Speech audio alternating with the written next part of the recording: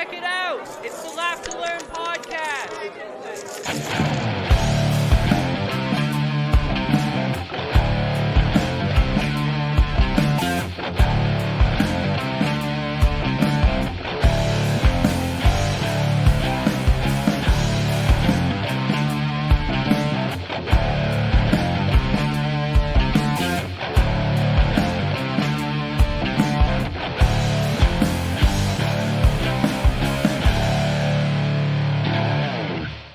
What is going on, everyone? Welcome to the Laugh to Learn podcast. My name is Jacob Paveo. I'm coming to you from the Great White North, as always, Wednesday afternoon, 1 p.m. Eastern Standard Time. I can't even believe I'm already saying this. This is already the final episode of 2021, which is crazy considering this means when I return in January, the podcast will be just about 3 years old. It's like a toddler now, which is just a weird thought. But I always try to do 2 episodes in December, and I didn't even realize the first episode I did was December 1st. So usually I take 2 weeks off, but next week I have an exam, so I'm going to take 3 weeks off. And again, we will be returning January 5th. Now, what aided in that decision, really, is a major story that we're going to get into. And it is that there is literally nothing to talk about. The fourth news story right now in Canada, the fourth largest news story, is that a Canadian woman got beat up by a stranger in Mexico. I did not make that up. That is the fourth largest news story in Canada right now. It's literally COVID, Premier Doug Ford talking about infrastructure, chick gets beat up in Mexico. So, insert obvious here. That's like saying someone got shot in Detroit last night. We all know. You didn't need to tell us about it. And that is the fourth largest story in the country, as of recording. So really, I was actually thinking about this ahead of time because when I search for stories, I drive downloads and whatnot. And this week, as you're wrapping down the year, you don't want it to be your most popular week of all time. Just being perfectly honest with you, because as a podcaster, it doesn't make sense to do that when I'm going away for 3 weeks. So if I release an episode this week and it's a banger and it's the best thing you've ever heard, that doesn't make sense. That's a pro tip for content creators. If you're going to be taking a break, you want to start dialing it down, which you may have noticed I've done the last few weeks, which I always do leading into the end of the year. And, of course, in January, we are coming back, and we are coming in hot. But more on that later. You're going to have to follow us on social media. So go ahead, hit that follow button on social media, subscribe, wherever you happen to be listening, and stay in touch for what's to come. But, that being said, this week is a week like no other, in the sense that I'm signing off the podcast while there are surges in COVID in a way that's got us positioned really strangely here in Canada. So, American listeners, to you guys, for most of the U.S. anyways, most places, COVID is something that basically can be maybe not ignored, but certainly widely forgotten, right? Life is mostly back to normal. Most individuals don't need to wear masks when they go out. Most individuals don't need to prove they're vaccinated, this whole thing. Well, here, you need a mask everywhere you go. You need to prove you're vaccinated everywhere you go, everything you do. It's basically nothing really has changed. Nothing. It's let up a little bit. We can actually do things now, but there are a lot of restrictions on us. So there is a lot of discussion in Ontario here because initially we were told back in October, November, is when we got the official proof of vaccination and the provincial mandate for a passport requirement, a COVID-19 vaccination passport.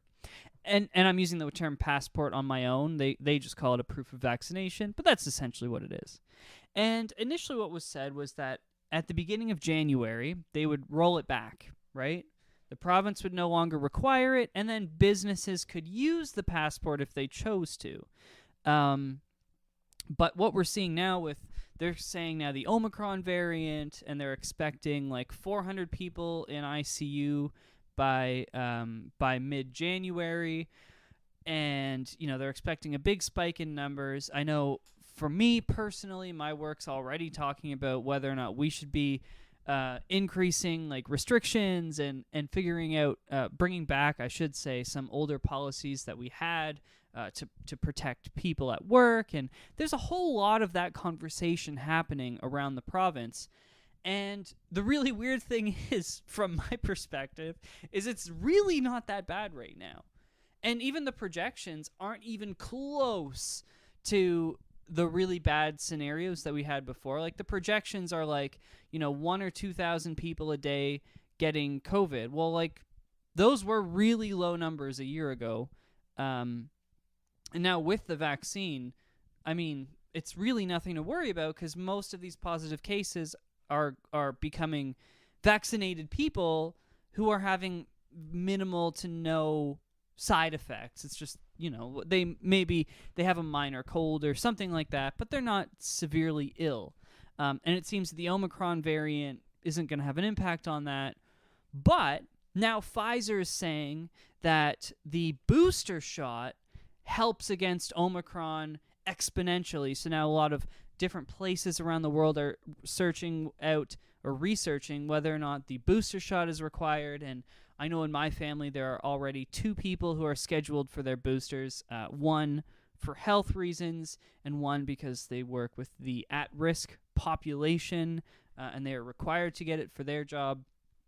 And I'm just sitting here projecting forward because, of course, as I said, this is the last episode of 2021, and I'm looking forward and thinking about what am I going to talk about in January, right? How's it going to look?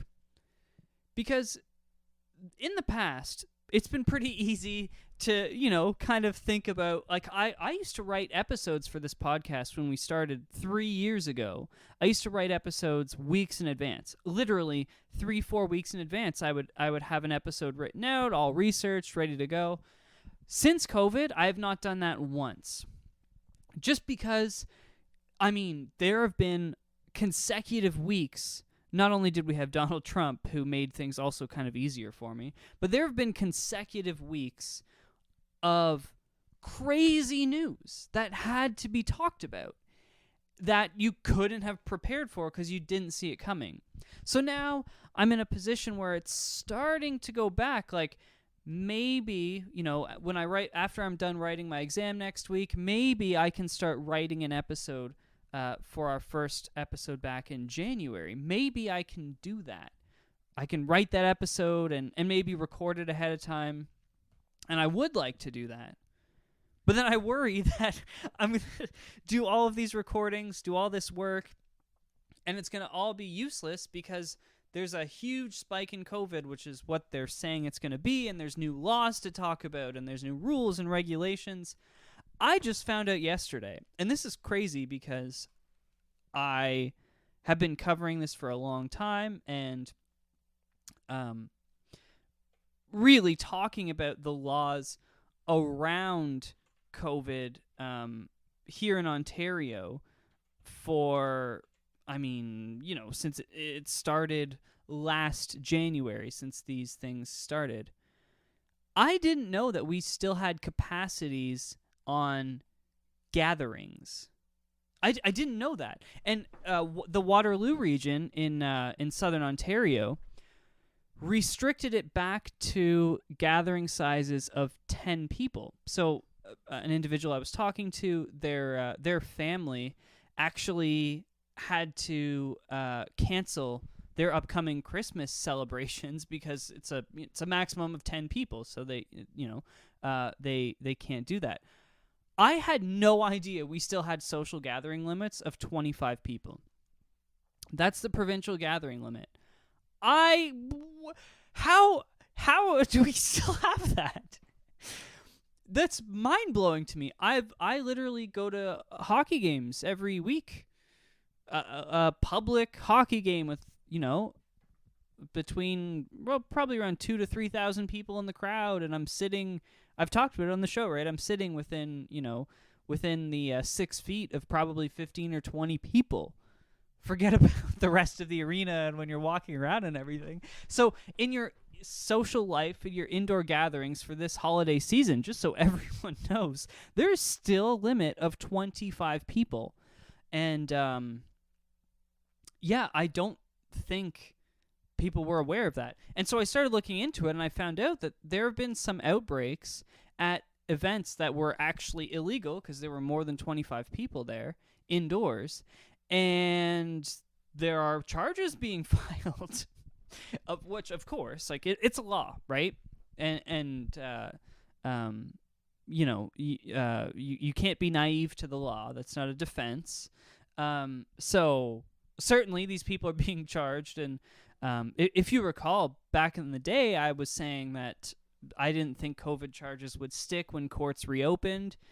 I also didn't think COVID would last very long. So now, certainly, if you get charged with a COVID-related event, you are paying that fine. It's not getting reduced, nothing like that. So, I'm mind blown that here in Ontario specifically, but in Canada in general, we have all of these heavy restrictions still.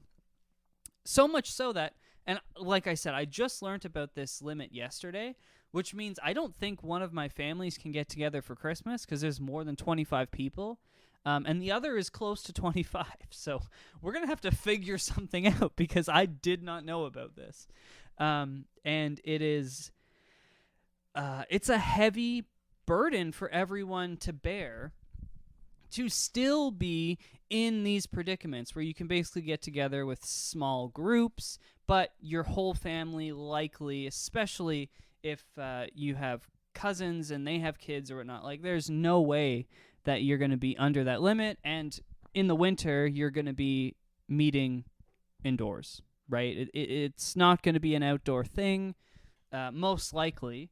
So you're kind of screwed here when it comes to those restrictions in the winter. That said, as well, when it comes to the vaccine passports, I complained all last year because I couldn't go snowboarding, right? All the resorts were closed. They reopened in, if you recall, February, and I got out to the slopes about 40 times before they closed, almost every day. So they reopened the last week or two. I think I talked about it on the podcast last week. But now you need proof of vaccine and everything. So I haven't been out yet because they're only open 9 to 4, which is during my work hours. But hopefully, this weekend it's going to be 11 degrees. And I don't snowboard when it's above 3 or 4 degrees because it sucks. It's like way too hot and wet and gross. And foggy, too, if you go at night. So hopefully the temperature drops a little bit. We get some snow, and I can ride as usual after work. But the point I'm trying to make here is that you now need to proof of vaccine for an outdoor activity such as skiing or snowboarding. And they say it's because of the chairlifts, which is understandable, right? You're within 6 feet of people when you're riding the chairlifts. And it's mostly young, healthy people who are skiing and snowboarding who are similar to me, where it's like, I don't want to get COVID, but I'm not overly worried about it, and I'm going snowboarding. So I get it, these restrictions for mandatory vaccinations and everything. I understand it, but I don't know how this is going to look moving forward. And one thing that I always think about when it comes to political decision making is those forward projections. What does this rule, or where does this rule bring us 1, 2, 3 months down the road, 1, 2, 3 years down the road? And the thing is that the mandatory vaccination, the mandated vaccinations from the province, when you look 1, 2, 3 months down the road, you can see that still being in play. 1, 2, 3 years down the road, there's no way. There's no way that it's still in play. And so then I question why it exists right now. And I've brought this question up before. I understand that there's really no right answer to this question. There are a lot of reasons why encouraging vaccines is a really good idea, and I understand that mandating vaccines is the best way to encourage people to get vaccinated. That makes complete sense to me. But then we find ourselves in a position where people are being separated in society, and now kids are being separated because there are certain families, even if your family's fully vaccinated, they aren't comfortable. And a lot of people that I've talked to, I don't have kids. I don't have to make that decision. I've thought it through, and I would say that I would get my kids vaccinated if they were above the age of 5, which is the age here in Ontario. But a lot of people don't want to, and I mean, I'm not going to be mad at you for that. But I've heard from kids that there's a lot of issues at schools right now because there are kids who are vaccinated that are like forming these groups on their own of vaccinated kids, and they're not socializing with unvaccinated kids. And then I heard of a kid's birthday party where they were like 8 or 9 years old, and all the kids had to be vaccinated to go to this birthday party at the request of those parents. And it's now starting to create a new divide, as Linkin Park once said, among kids. And we've already seen it. I mean, anyone listening to this podcast is probably at least over the age of 16, and you've already seen it. You've already seen among your friends and your family that there is a divide between people who are vaccinated and people who are not, especially if you live in an area where vaccines are required to go out, right? Like, I have friends who aren't vaccinated who cannot do I can't invite them anywhere. And it's not that I don't want to invite them, nothing like that. It's literally, I can't invite you anywhere because you can't get in anywhere. Now that it's winter, you can't even sit on a patio because it's cold as hell, and I ain't putting on my snowsuit to go eat some chicken wings. Besides, my chicken wings are going to be cold before I'm done eating because it's -10 outside, and we are not hanging out on a patio. I am not willing to do that for anyone. So what it comes down to is a new divide, a new way to separate people in society, and that really concerns me. I have no problem with businesses mandating that people be vaccinated to come in. You have to prove you're vaccinated to come into my business or my home or whatever the case may be, my farm. Fine, I completely understand that, and I would never go against that.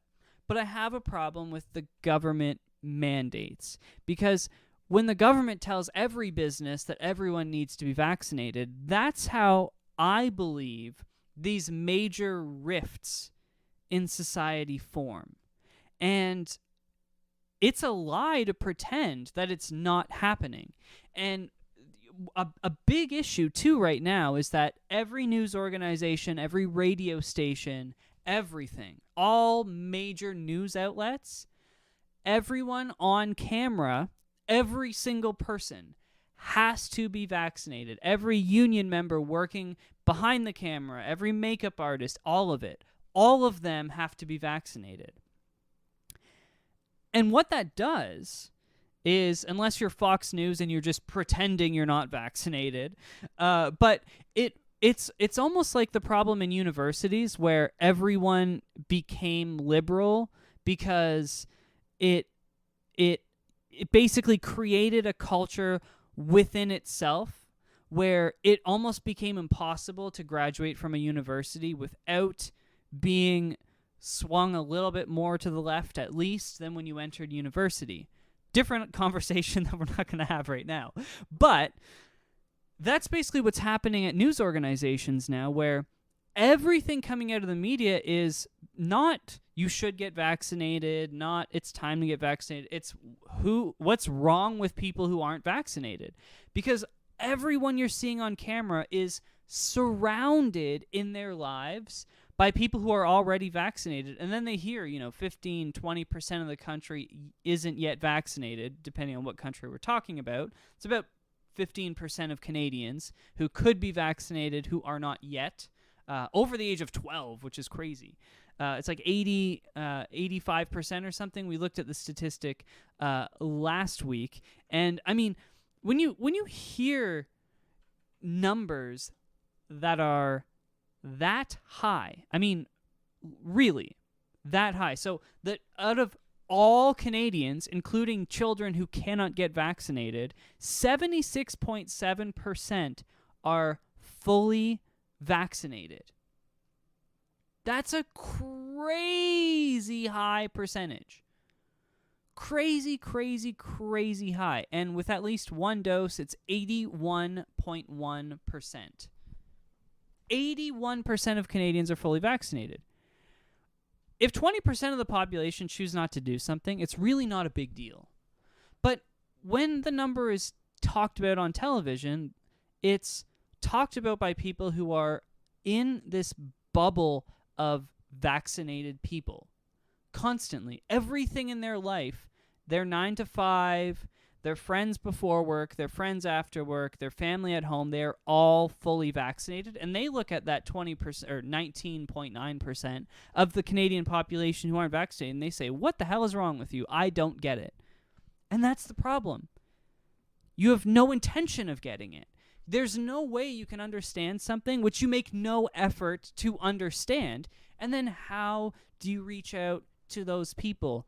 You can't. You simply can't. It doesn't make sense to pretend that your perspective is the only perspective. And that's where we're at when it comes to vaccinations. We just want to pretend that there aren't people who disagree with vaccines, and we just pretend that that conversation shouldn't happen, when it absolutely should. And I bet you if people started having that conversation on major platforms and challenging the people who are against vaccines, everyone's like, oh, don't give them a platform. What are you talking about? 20% of people aren't vaccinated. You can't get vaccines out of arms, so let's start giving them a platform.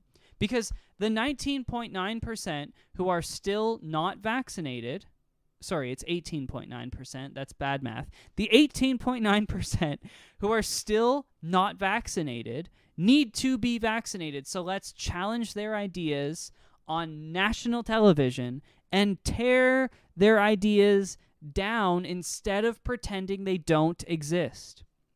Not giving something a platform doesn't actually not give it a platform. What it does is it sends it to the internet, to podcasts, to YouTube channels, to people who believe in what they believe in, and that's where they go for their news. They're just not going to you for vaccine information because they disagree with you, and you pretend they don't exist. It's asinine. It's the most ridiculous political position to take. Could you imagine someone running for president of the United States just saying, if they're pro-life, coming out and saying something like, say they're asked a question, what's your position on abortion? And they are pro-life. And they come out and say, well, I'm pro-life. And that interviewer says, well, why are you pro-life? And they just give them this look and they say, well, everyone's pro-life. That's not how you answer that question, first of all. Everyone knows that is not an answer. But for some reason, it's just being accepted when it comes to vaccines, where people are saying, well, why did you get vaccinated? Well, everyone's vaccinated. No one's not vaccinated. Oh, you're an idiot if you're not vaccinated. How is that changing anyone's mind? I keep saying it. You can't get vaccines out of arms, and there is no harm now in challenging these people in wide public discussion. There is no harm in doing it. So I'm now of the mind that we are this far along and we've done this much when it comes to vaccines. Everything has gone so well thus far. It really has. I mean, 6% of Canadians have a booster shot. That's crazy, right? 2.2, almost 2.3 million Canadians have booster shots already.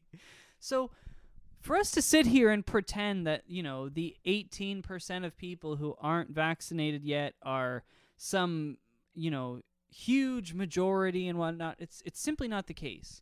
So let's bring on someone who is a major voice against vaccines and sit them down with someone who knows what they're talking about and have that discussion. And stop pretending it's a waste of time, because if you want to convince people to do anything, you go to where they are and you convince them to do that thing. That's how you do it, right? That's the way to get things done. You can't just pretend something doesn't exist and hope that eventually, by calling someone an idiot often enough, they come around. Think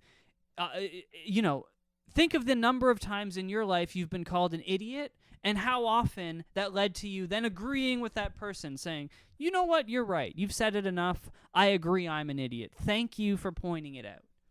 It very seldomly happens. You have to kind of be a person like me to actually come out and say that. And most people are not like me, okay? I get that. So stop wasting our time pretending that the anti-vax position is simply not valid or not real, which I've literally heard on national television commentators say, well, I don't really know if anyone actually thinks that, the vaccine's dangerous. Yes, they do. They absolutely do. 18% of them do.